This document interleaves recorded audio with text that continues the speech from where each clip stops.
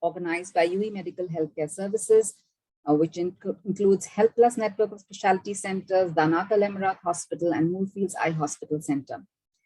Today, we are talking on a very important topic of fertility preservation in breast cancer patients.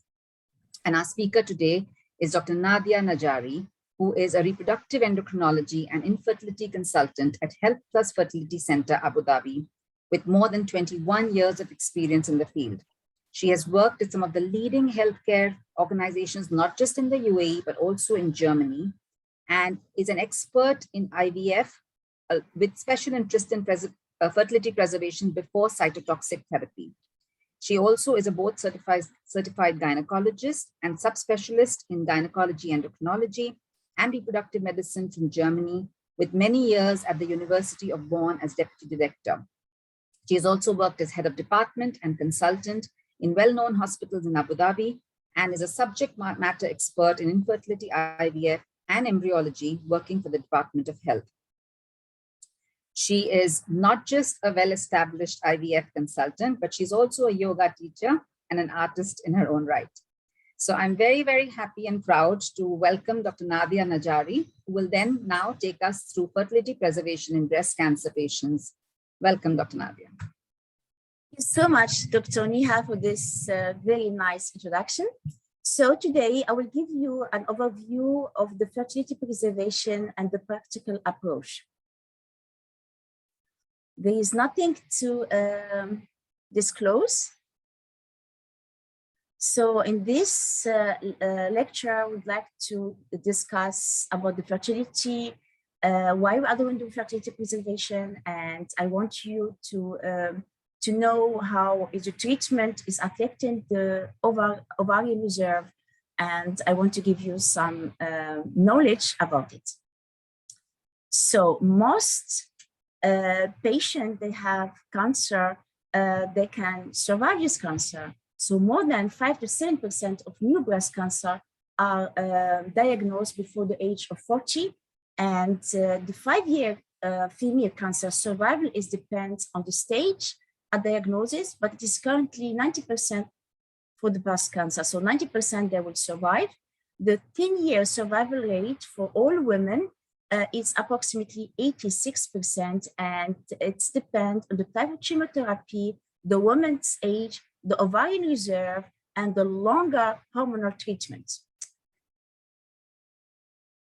So females are born with a limited number of all the eggs they will ever have, which are stored in the ovaries. Here we see in this graphic that in the when the female is a baby, is a fetus in the belly of her mother, she has almost 7 million. These eggs will be lost. The name is atresia. And in the age of, if she is born, she will have only 2 million. So females are born with a limited number of the eggs, and the fertility naturally declines as women get older. Generally, fertility begins to drop in the age of late 20s or early 30s, and falls more rapidly after the age of 35. The ovaries are very sensitive to chemotherapy and radiation after the puberty, and even more so as they get older. The chemotherapy is toxic to the ovaries, so any damage to the ovaries depletes the egg supply and result in premature ovarian insufficiency. Sometimes we tell premature ovarian failure, or can lead to premenopause.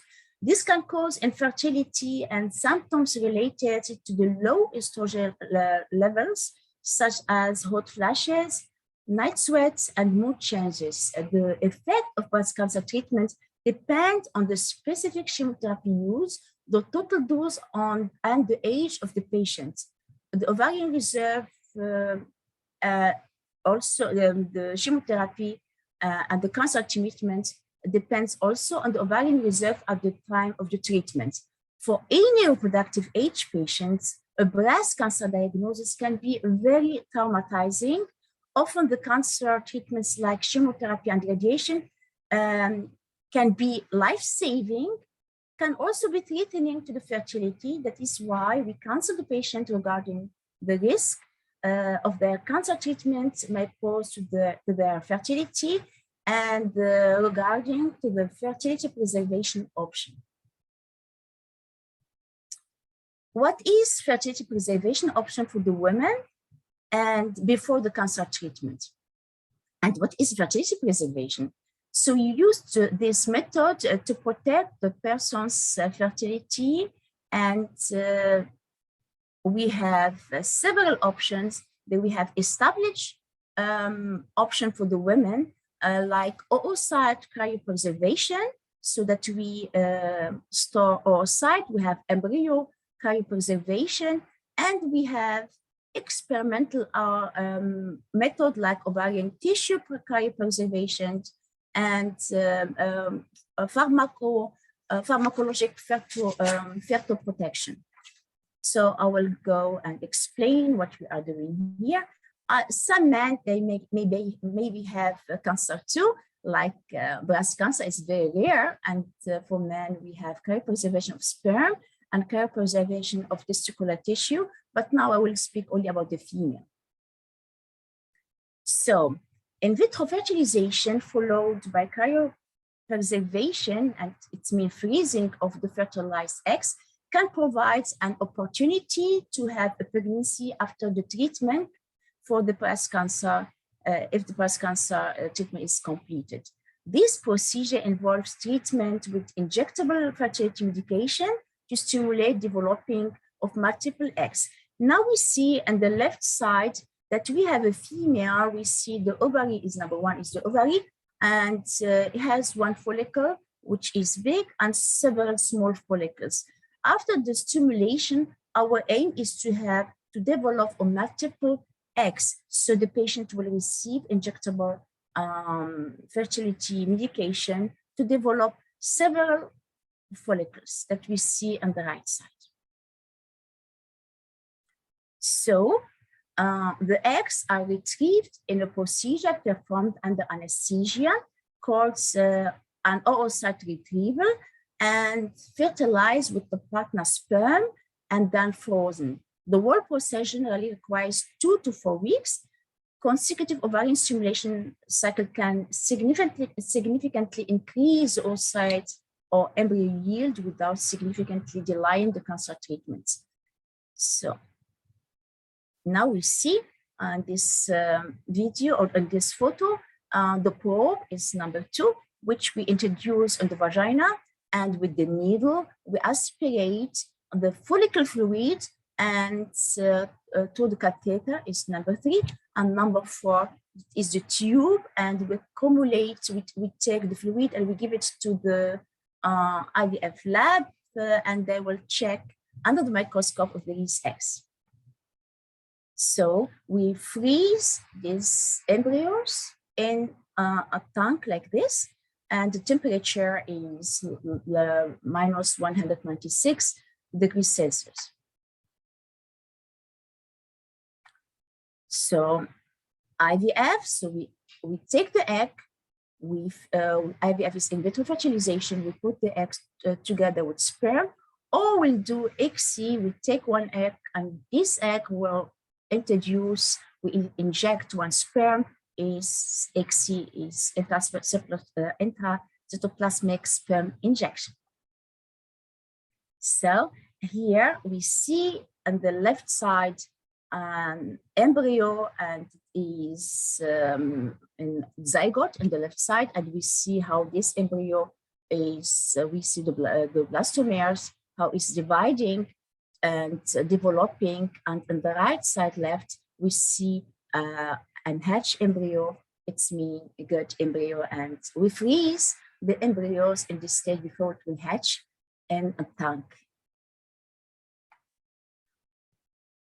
Sometimes we use, we can preserve the egg to, we take small tissue from the ovaries and we preserve them. So with the cryopreservation of embryos, I will again explain how it is. This has been already done in the early of 1980s. And it's considered, the cryopreservation of embryos considered as a safe and routine procedure. The embryos can be stored for a number of years until the cancer treatment is completed. Even if the cancer treatment results in ovarian failure, the woman can be given hormones to mimic a normal ovulation cycle and have the embryo transferred back to the uterus by a simple outpatient procedure. The chance of pregnancy is about 30 to 50%, and it depends on the age of the patient. And if the patient is young and we transfer two embryos or one embryos, we have 30 to 50%, and we return one or two embryos if we don't do any pre-implantation genetic testing. And if we do pre-implantation genetic testing, we transfer only one. And we return, so the embryos are now in the womb, and we prepare the uterus well, and then the patient has a good chance to get pregnant. If we have several grade embryos, high grade embryos, we can store them. And if the patient wants to have another child, and so we can put them later. Sometimes we cannot go for embryo freezing because the patient who doesn't have a husband, so we can go for freeze unfertilized eggs. So that's what we are doing. We need the current success rate is about 5 to 8% premature eggs. So we need to have several eggs to be frozen, good quality eggs, to in order to perhaps achieve a pregnancy.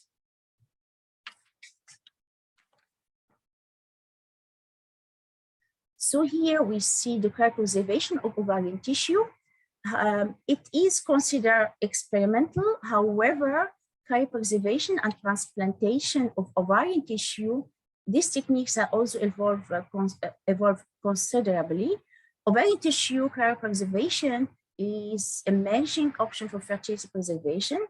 Is involved harvesting ovarian tissue and freezing the tissue for future use. We can see here the lab, the embryologist is taking small tissues and sliding them and freezing them in this small, be frozen in this tube. So, and the tissue retrieval, it needs a small operation. It will be surgically done, surgical procedure, usually as laparoscopy. The benefit of this option is can be done immediately and therefore will not delay the cancer treatment. So a piece, as I told, a piece of this ovary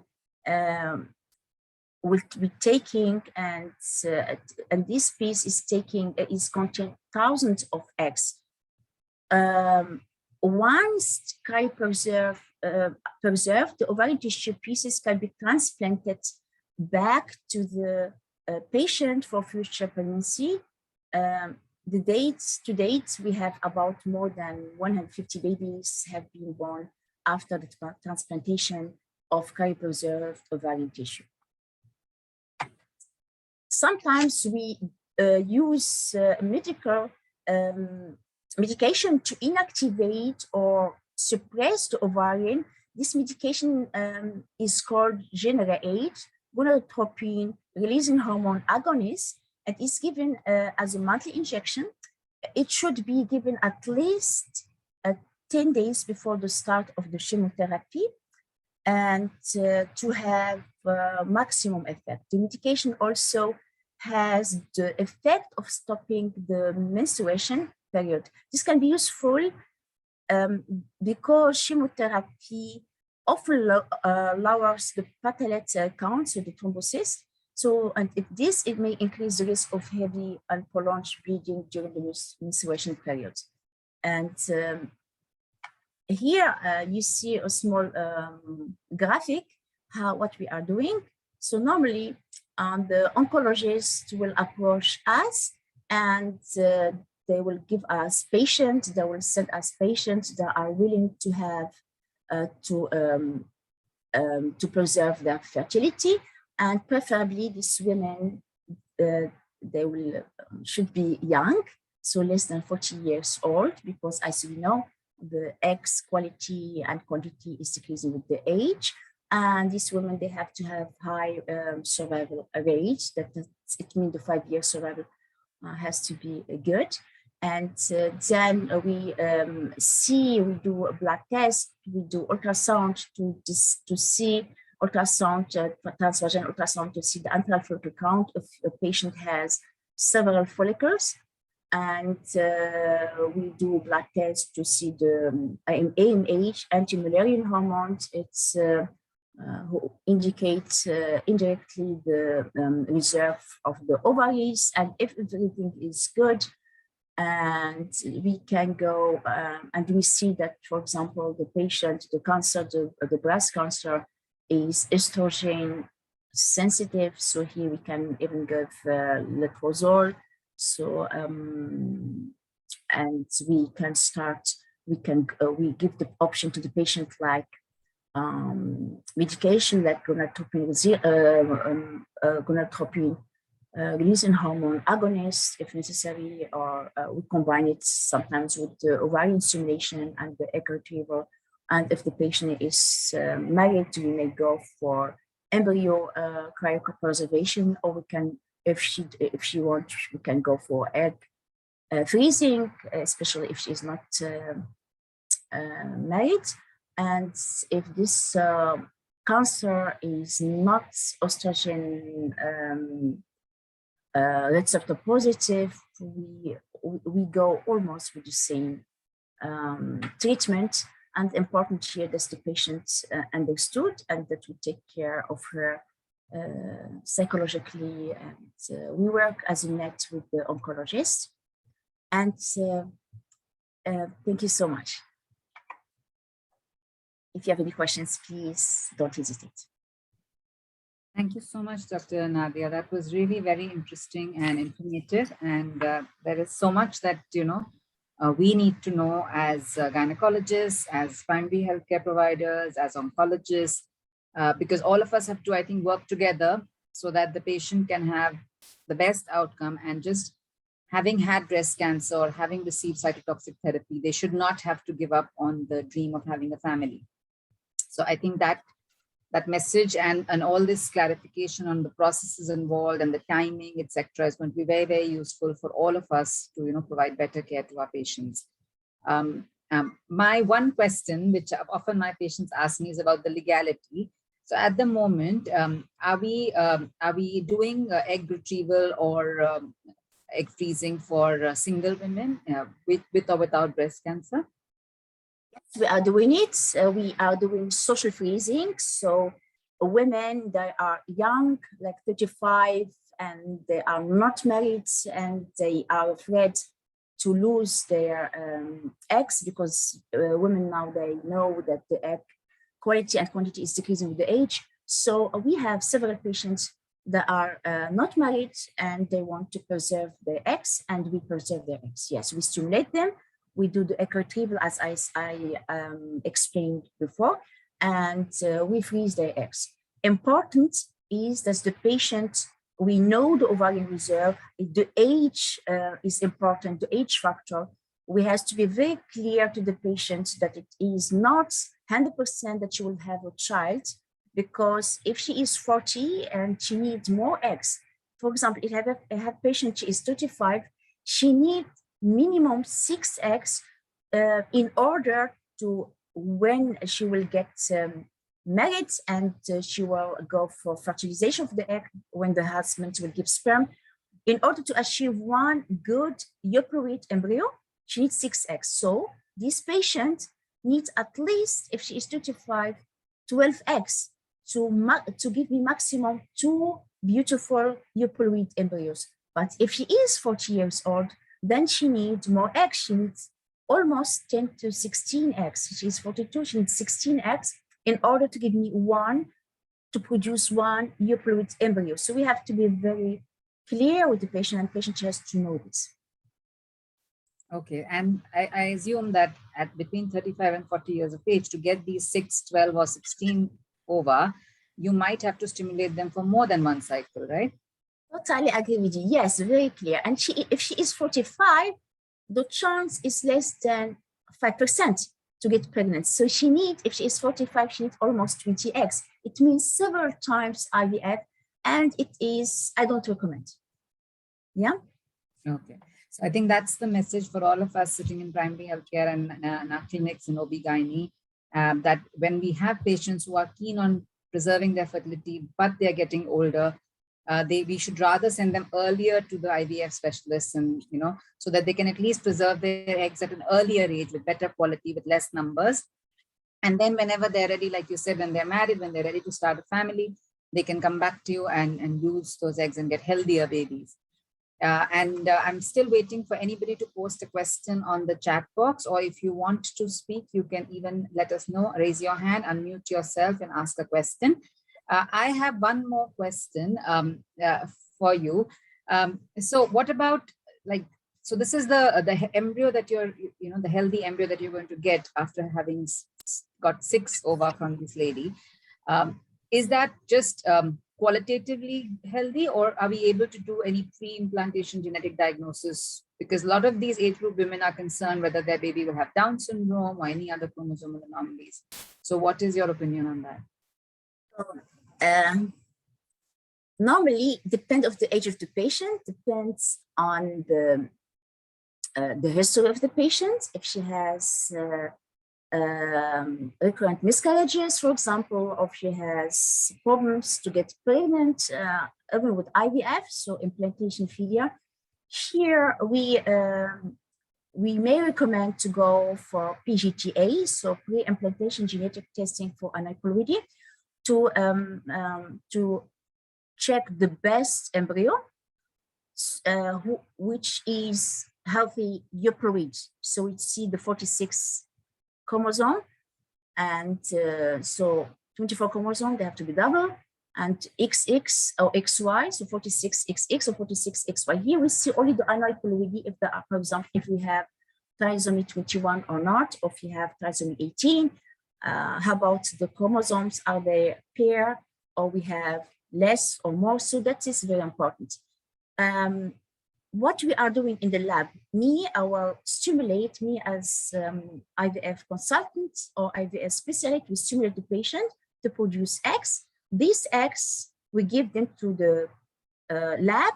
The lab will see the eggs under the microscope, and it will fertilize the egg, and then they will grade these embryos. So they will follow the development of the embryos. If they are fertilized, and then if they are dividing normally, and how they looks like, is the grading. So we see the morphology, and we have embryoscope. So we see the dynamic when they are divided. We see if they looks nice, how if there is any problems with them. And then on the day 5 of development, we see if they reach the blastocyst stage and how they looks like. So the grading, and it will be, it's done from the embryologist. So we know which grade the embryos have, good grade or bad grade. Bad embryos or embryos that are not developing well, we will not transfer. Good embryo, we may transfer or freeze. So sometimes if we have indication like single gene, patient has children with ill children, they have problems, hereditary problems, like single gene problems, like any problem like Krabbe disease or something like this, or there are carrier of parents' carrier and of like heterozygous of an single genes. So we don't want to have affected children. In this case, we do PGTM, so pre-implantation genetic testing for mutation. We check the best embryos, we freeze them. So day 5, we do the biopsy, and then we freeze the embryos and we wait for the biopsy result. And here, if we have good embryos, we will prepare the endometrium, the lining of the womb later, after 1 month, 2 months, 3 months, it depends. And we transfer one embryo if we do pre-implantation genetic testing, and the chance to get pregnant is very, very high if the embryo is graded as good embryo, and if it is yolk weight, it's mean healthy. So the patient may have 60 to 70% pregnancy rate, and we have high pregnancy rate in our center, and I am very proud of it. Thank you so much, Dr. Nadia. Dr. Imad has a question and has raised his hand, and then I will come back for more questions on this. Yes, Dr. Imad. Dr. Imad, you're still here. Can you hear me now? Yes. Okay, good morning, everyone, and thank you, Dr. Nadia, for the nice presentation. So the GnRH agonists used while treating patients after breast cancer treatment. So maybe if you could please re-elaborate more on this option and why we use the GnRH agonist. And the second question, how soon we start the treatment after a successful breast cancer treatment of the patient? Okay, this is a good question. I will go back. So the general age, you know that we have hypothalamus is producing gonadotropin releasing hormone. This gonadotropin is coming periodically every 60 to 90 minutes and stimulating the pituitary, and the pituitary will produce FSH and LH. And this is how it works. So it's like there is a circadian rhythm, and so we have FSH, and follicle stimulation hormone will produce one egg. And then if the egg is getting bigger, we have good estrogen, then we have the negative feedback, and then LH will be there is a surge of LH, and then we will have ovulation. That's how it works. But with general age agonist or the analogon, we give it one time. It is not produced circadianly. It's one time. It will block. Now it's the pituitary is only responding if it is if the pituitary is stimulated every 60 to 90 minutes. So here it's continuous, and then it will stop producing FSH and LH. So we don't have stimulation of the ovary. And the second question, and that's what we want. We don't want the chemotherapy is killing and destroying all the cells which are in mitosis and they are produced quick, like for example here, like for example bladder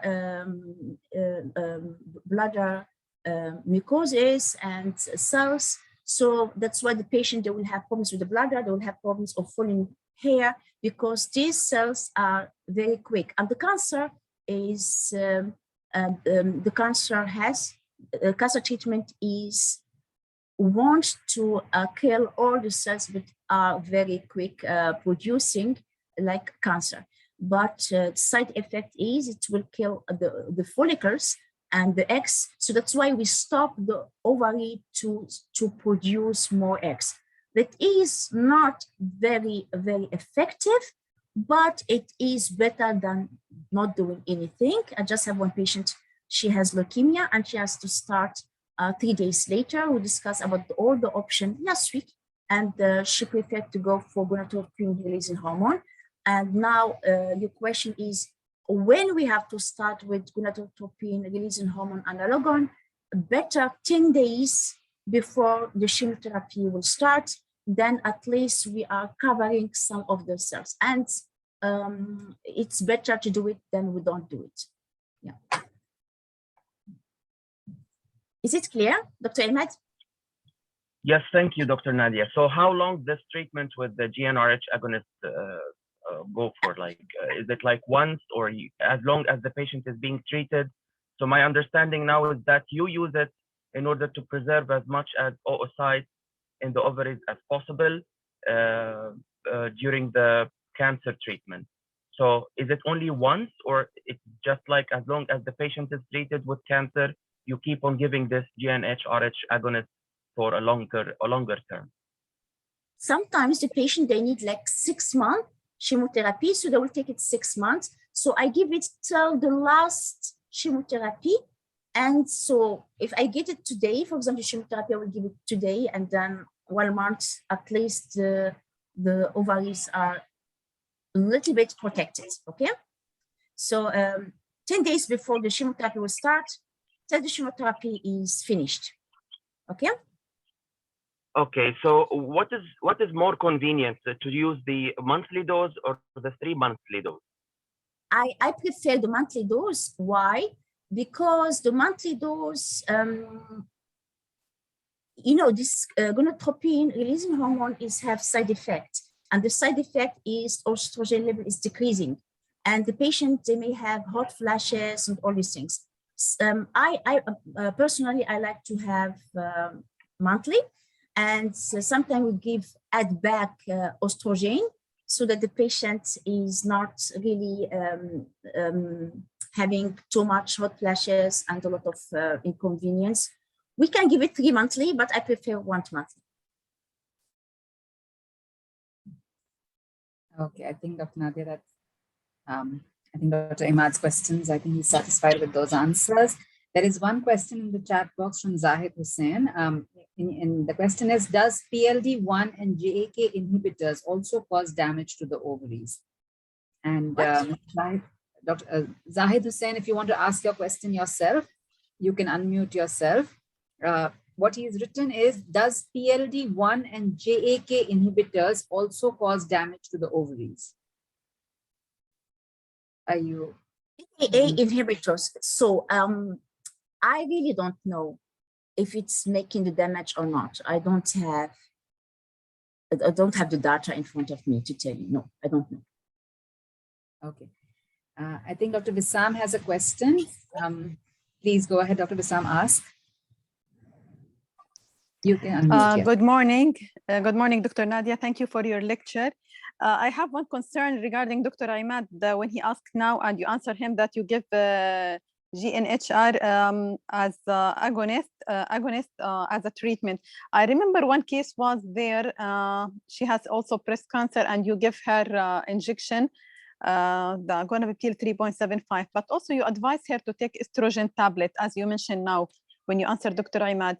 My concern now, when we give estrogen, it will increase the tumor size. Does this interact with the cancer treatment and will delay her treatment? Your opinion in this one, please. Okay. We give add-back therapy for patients they are really suffering. Most of the cancer, some cancer are not estrogen sensitive, so the estrogen receptor is negative, so we can give estrogen without any problem. We give, if we stimulate, a question again, if I stimulate the patient, so the estrogen is getting higher, because if we go, for example, IVF, the estrogen is getting higher, so we can combine it with letrozole, with or tamoxifen, so to don't have that we have the estrogen, but the receptors are not, the estrogen is not as high. With general age, we can give estrogen, we can give a low dose estrogen so that the patient is doing well. And she is taking chemotherapy already. The estrogen, what we are giving, is not making the cancer itself. So we know as oncologists that the estrogen is not the one making cancer, but the cancer itself is receptor positive. We have a cancer, and then a little bit of estrogen is making it only bigger. So normally, I don't give I don't give add-back if the patient is estrogen positive. I speak always with her oncologist. I don't give it. Only if it's negative, I give it. Thank you, doctor. Thank you, Dr. Nadia. So that's clarifying things even more. Dr. Huda has a comment for you. She says, thank you, Dr. Nadia, for the very interesting and enlightening lecture. And she advises you to publish your Health Plus experience as either a case series or a retrospective cohort study. So we will encourage you to do that so that we have more published data from Health Plus. We have now a cooperation with Cleveland, who are they are seen as patients for cancer patients, and it's really, really beautiful for the oncologists. So we have a meeting with the oncologist per Zoom, and I'd like to have face-to-face with them to know what we are doing. So they are very happy because the oncology doctors are really, really busy, and it's impossible. We have to work as a net. We have to work with each other. And it is very important, this part, what we are doing. The part what we are doing, even sometimes we don't even go for any therapy, the feeling that the patient, she will defeat the cancer, and or he will defeat the cancer, and coming to us, having this feeling that we think about the future, the fertility and all these things. This is boosting the confidence on the therapy, is boosting, helping the patient to think positively, and is very good. The other things I work with, we work with psychologists are important. The gynecologists are important. So there is a lot of doctor, a lot of net. As team, we have to work so to produce the quality care. I will think about making some things together and writing what we are doing and my experience. Yes, I will do. That is such a beautiful thought, that, you know, hope and working towards what will happen after the cancer has been defeated. I think that gives them so much more strength to go through what they're going. So you have a very, very important and beautiful role there. Based on this, I just have another query that I've always had, is that are we doing ovarian preservation also, or ovarian transposition or something like that before cancer treatment here? So I used to do it in Bonn in Germany. So we started the first one in Europe to freeze the tissue, to freeze the ovarian tissue. This method is not big, so a lot of gynecologists can do it. However, we have to have logistic, we have to have for Department of Health help. So we have a lot of things. So the management has to discuss with DOH how can we do it. It is good. It is really established, almost established in Germany. We have Fertility Protect is the project that we have in Germany and Switzerland and Austria, and they are working with each other. And a lot of centers are from these countries are working, and they have big data. They have very good organized data and help for doctors, for oncologists, for everyone. And I hope that we will have it here in Europe, in UAE, because we have everything. We have great surgeon, we have great oncologists, and this one, as I told, is almost established. We cannot even tell it's experimental because we have BERT. And I think it will be the future here, and the Health Plus and I think Mubadala they have this as project in the future. Excellent. That is really very good, and we hope that you are part of that and you can lead the ovarian preservation as well. So I have one more question, sorry, but this might be a bit unrelated to the actual topic, but just because we have a lot of patients of recurrent miscarriages, and I know you have a special interest and expertise in that. So what would you say are the chances of successful IVF and what are the risks of miscarriage even after IVF if it's unexplained recurrent miscarriages? There's no reason found. That's anyhow, you are giving me very nice questions. You see, you are knowledgeable.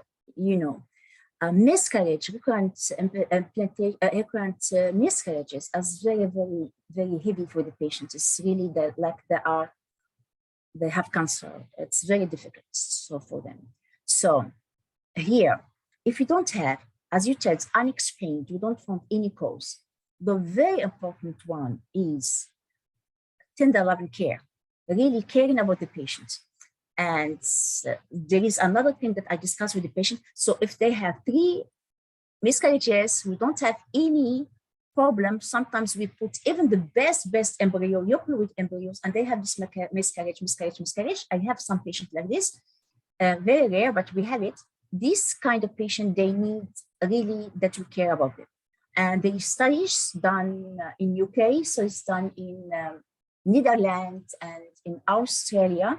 they show only the doctor himself, and if the patient is afraid, and we do ultrasound, we do the supplementation, we care about her, she is always having somebody to discuss. They have a baby take-home rate of 70%. Only this fact that we are caring about the patient, that this patient has somebody to like partner in this journey, is helping. There is tools. You told me an unexplained, it means we did all the investigation. If we did everything and we transfer beautiful euploid embryo and good without, and we did all the investigation, and they still have miscarriage, we have to do the, it's part of our job, tender loving care, but we have to focus more on tender loving care.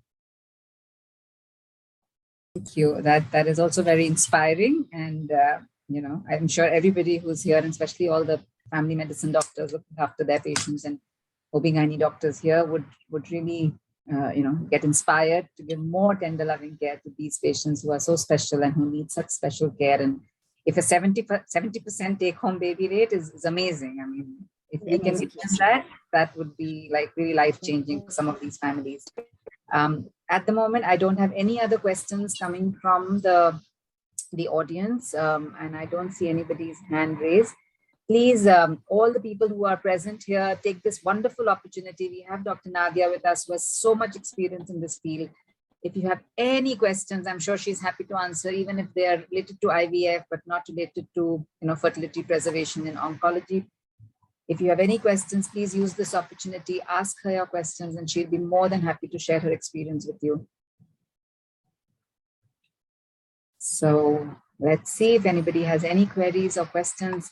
Meanwhile, Dr. Nadia, if you have any message for us when we refer the patients to you, when we are seeing your patients pre-IVF, post-IVF, what do you want from us? So very important, what I ask is don't let the patient stay very long. As soon she, for example, patient is 35 years old, she just married. So after 6 months, you see, after 6 months, we have to do the investigation. So we have to do some analysis. We have to see if the thyroid is good, everything is good, and then she can try again. But after 1 year, so we don't postpone, because even with the IVF, the chance is decreasing with the age. So to don't postpone the treatment. And really, I don't, normally if I have any patient, the patient, I'd like always to have the contact with her primary gynecologist. And if she doesn't have any gynecologist, she has to have the gynecologist. That's why we send the patient, I send the patient always to do the pap smear, and with the pre-conceptional counseling with her gynecologist. Gynecologist is the primary doctor, and he has to be involved even in taking decision. So if I tell, for example, I want you to do, normally we don't tell, I want you to do IVF, but we explain all the options for the patient, something intercourse, IVF, IUI. We explain everything in the first consultation. I totally want that the gynecologists are always involved. I totally bring back the patient to her gynecologist to discuss again, and then if she is ready, we can start. It's totally important that the patient, any couple doesn't have to start before they understood everything, because even with IVF is not guaranteed what we are doing, and we don't want to harm the patient, nihil nocere, so we don't want to harm any patients.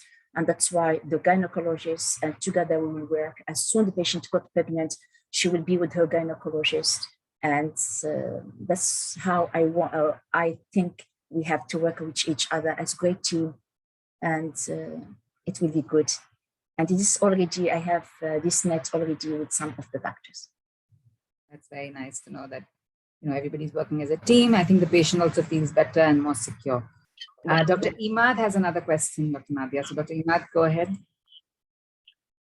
Dr. Nadia, as you mentioned in the presentation, you either go for oocyte preservation or ovarian tissue preservation. So what factors or which selection criteria you choose to go for any of these options?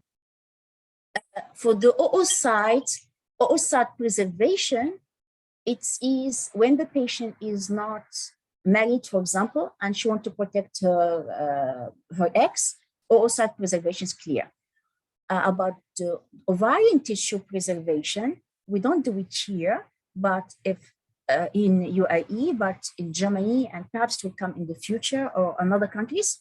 So if the patient has to be treated after 2 days, we don't have time to stimulate because the stimulation will take almost 10 days, 2 weeks. So if you don't have this time and the patient wants to preserve, especially if she is young and she doesn't, then and the chemotherapy is very, very aggressive. There is the therapy itself, it's different. That's why the oncologist will tell me if this cancer treatment is very, very bad, like CMF and or like methotrexate is not very, very heavy. So if not heavy, no need for all these things, we can even go with GnRH, but if it's heavy and patient wants to preserve her fertility, but she doesn't have time to wait, or the oncologist doesn't have time, doesn't have these 10 days to stimulate. So we freeze the ovarian tissue and small piece like I show. But if the patient is married, then we better to go for cryopreservation of embryos. Is all divided because the cryopreservation of embryos, we know already that the embryo is, we don't give fake news to the patient. We freeze, then after this we will thaw and then perhaps not fertilize. We know already that we have embryo frozen and the patient is very relaxing for her to know we have embryo for the future use frozen. So. Thank you, Dr. Nadia. So adding to this, is there any evidence of using PRP to support this preservation of oocytes? No, there is no evidence with PRP for the fertility preservation. First, the problem is we have, in the ovaries, we have several follicles which we don't see with our eyes. The follicle that we see with our eyes are already stimulated, are almost the last 10 days, we can see them, they are like 5 millimeter and more. And this follicle, that are FSH, they're already developed, but the other ones are not developed. These we want to protect, there are the thousands of them. We see, for example, if we do ultrasound, only like 10, 50, 20, maximum like 30 follicles. But what we don't see, there's the small follicles that we don't see, and these would like to protect, and the protection with GnRH is not as effective because it will protect only the one that are already active. But chemotherapy can attack all the eggs. That's why here, if we stimulate before the chemotherapy, we may have embryos to be frozen. So we know there is no effect, there is no chemotherapy there, and for future use of the oocyte. And then if we freeze the tissue, it's very good because there is no chemotherapy there. But if we already PRP is platelet, this is here thrombocyst that we take with the sperm and from the blood, and we put it because they have growth factors. It doesn't have.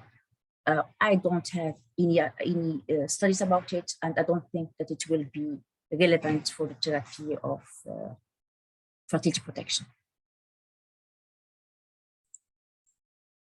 Thank you so much, Dr. Nadia. Dr. Imad, if you have any other questions, we still have a couple of minutes left. Everybody else, this is your last chance to ask Dr. Nadia. We have her here. Otherwise, of course, you can reach out to her at the IVF Center of Health Plus in Abu Dhabi, and she will be happy to, I'm sure, answer your questions. If there are any questions later on, you can email them to us and we can try and forward them to her.